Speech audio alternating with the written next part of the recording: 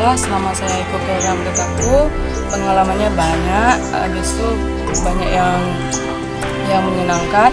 Pertama mulai dari masyarakatnya udah mulai sadar karena kami di sini pernah mengikuti program pelatihan tentang kebersihan lingkungan, habis itu tentang kebersamaan, bagaimana caranya masyarakat bisa menjaga kebersihan mulai dari diri sendiri, rumah sendiri sampai di lingkungan sekitar.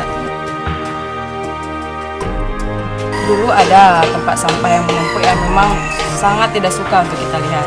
Tapi kalau sekarang semenjak beberapa pelatihan kami pun pernah mengarahkan kepada masyarakat, jadi sekarang sudah tidak ada lagi tumpukan sampah yang berlebihan, tidak ada.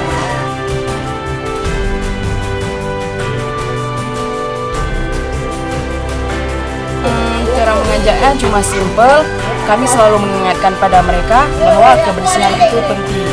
Pertama, dengan adanya kebersihan, kesehatan kita pun mulai terjaga.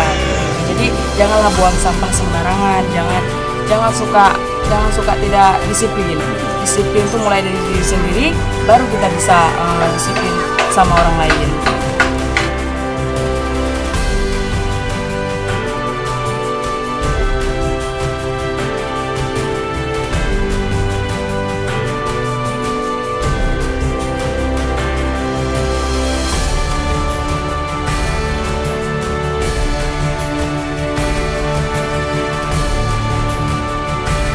Dan dengan adanya spanduk, mereka juga mulai membaca, lihat, oh berarti itulah kepentingannya kebersihan. Sangat baik buat masyarakat.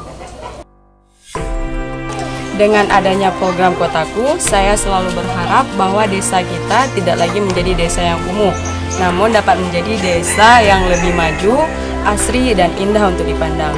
Jadi oleh masyarakat semua, mari kita jaga bersama-sama desa kita, lingkungan kita agar selalu terlihat bersih, indah, dan nyaman untuk ditempati.